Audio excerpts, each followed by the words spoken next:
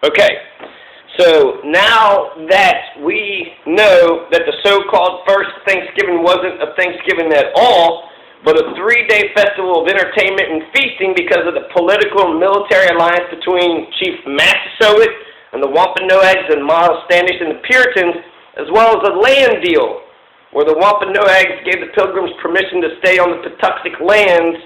Now, let's just talk about Thanksgiving in general. What is Thanksgiving?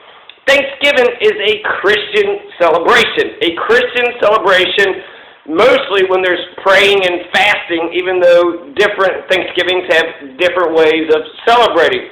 So while the first so-called Thanksgiving wasn't a Thanksgiving at all whatsoever, there were many Thanksgiving that were declared and celebrated before that 1621 so-called first Thanksgiving meal and afterwards. Spanish explorers in Texas Panhandle held the first Thanksgiving in 1541. That's same when Hernando de Soto sweeping through the southeastern United States and goes through Kentucky. In Texas, there's a marker that says Feast of the First Thanksgiving, 1541. So the Spanish explorer Francisco Vázquez de Coronado led 1,500 men in a Thanksgiving celebration at the Palo Duro Canyon. Coronado's expedition traveled north from Mexico City in 1541 in search of gold. The group camped alongside the canyon in the modern-day Texas Panhandle for 2 weeks in the spring of 1541. The Texas Society Daughters of the American Colonists commemorated the event as the first Thanksgiving in 1959. Robin Gioia and Michael Gannon of the University of Florida argued that the earliest Thanksgiving service in what is now the United States was celebrated by the Spanish on September 8, 1565, in what is now St. Augustine, Florida. September 8, 1565, yet Pedro Menendez de Avila in St. Augustine, Florida, and his Spaniards had a Thanksgiving celebration. The de Avila, Pedro Menendez de Avila, invited the Timucua, Timucua tribe to dine with them on that Thanksgiving. So, there's one in 1541, one in 1565, there's one in 1564. Some French Huguenots celebrated their own Thanksgiving for safe landing, even if it was in Florida. Juan de Onate on the banks of the Rio Grande held a Thanksgiving festival after they successfully crossed 350 miles of Mexican deserts. These claims include an earlier religious service by Spanish explorers in Texas at San Elizario in 1598, as well as Thanksgiving feast in Virginia colony. Thanksgiving services were routine in what was to become the Commonwealth of Virginia as early as 1607. With the first permanent settlement of Jamestown, Virginia, holding a Thanksgiving in 1610. December 4th, 1619, 38 settlers landed on James River on a ship called the Margaret, 20 miles away from Jamestown. Their Thanksgiving Day was to commemorate their landing, but that tradition died out after the Indian Massacre of 1622 killed most of them, and they had to abandon the colony. This is at Berkeley 100. 1619, 38 English settlers. Their charter required that the day of our ship's arrival at the place assigned for Planacon on the land of Virginia shall be yearly and perpetually kept holy as a day of thanksgiving to Almighty God. 1619. 3 years later, Indian Massacre 1622, the Berkeley 100 site and other outlying locations were abandoned. According to Baker, the American holiday's true origin was the New England Calvinist Thanksgiving, never coupled with the Sabbath meeting. The Puritan observances were special days set aside during the week for Thanksgiving and praise in response to God's providence. A day of Thanksgiving services was codified in the founding charter of Berkeley 100 in Charles City, Virginia, 1619. And that was December 4th, 1619, 2 years before the Pilgrims Festival. And they had it every year since 1958. They've reenacted that event. So it is their contention at Charles City, Virginia, that it wasn't the Mayflower that we should remember, but the Margaret, the little ship which brought 38 English settlers to the plantation in 1619. That story The story is that the settlers have been ordered by the London company that sponsored them to commemorate the ship's arrival with an annual day of Thanksgiving. Hardly anybody outside Virginia has ever heard of this Thanksgiving, but in 1963, President Kennedy officially recognized the plantation's claims.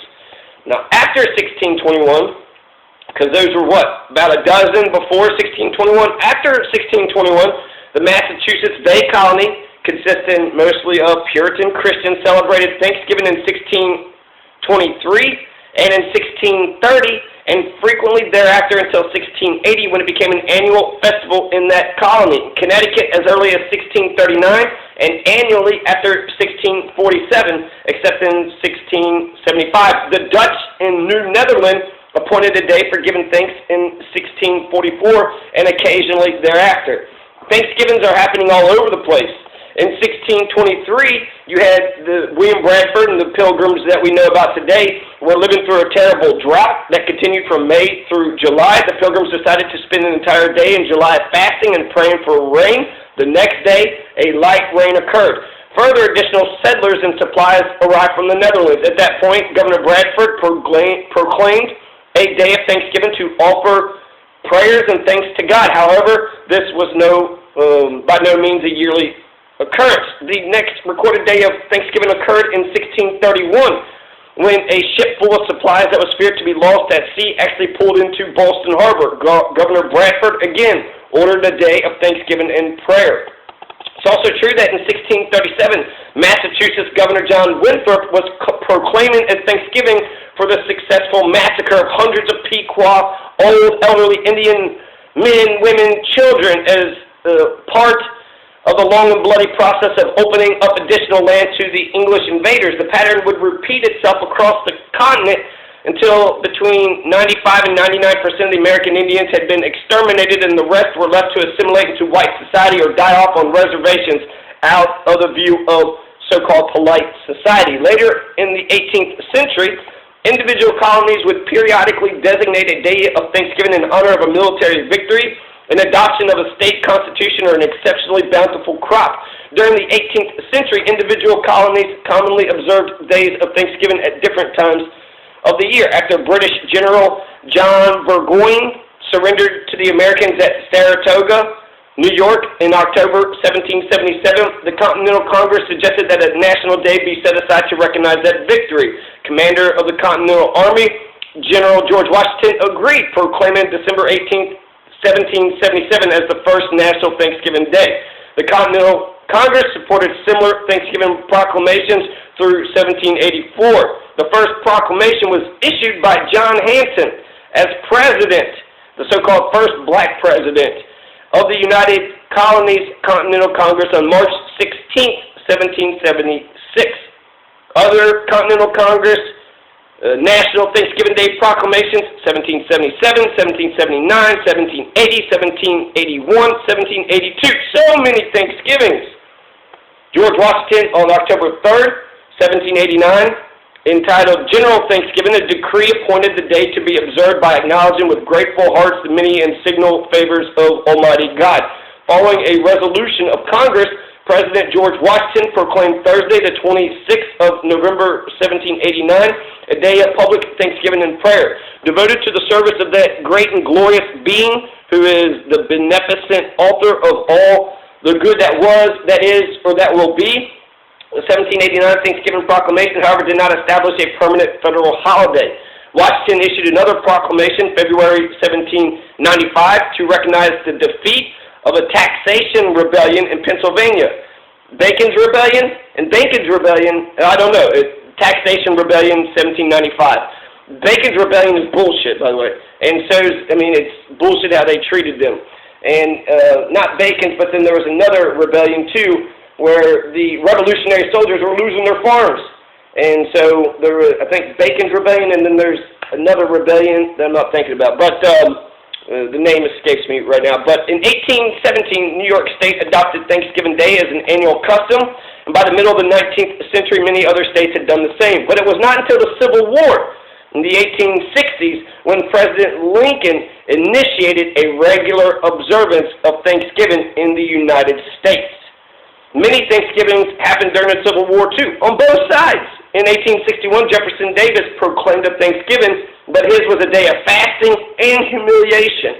In 1863, President Abraham Lincoln appointed a day of Thanksgiving as the last Thursday in November, which he may have correlated it with the November 21st, 1621 anchoring of the Mayflower at Cape Cod, but ours was November 9th. Anyway, since then, each president has issued a Thanksgiving Day proclamation. President FDR set the date for Thanksgiving to the fourth Thursday of November in 1939, approved by Congress in 1941.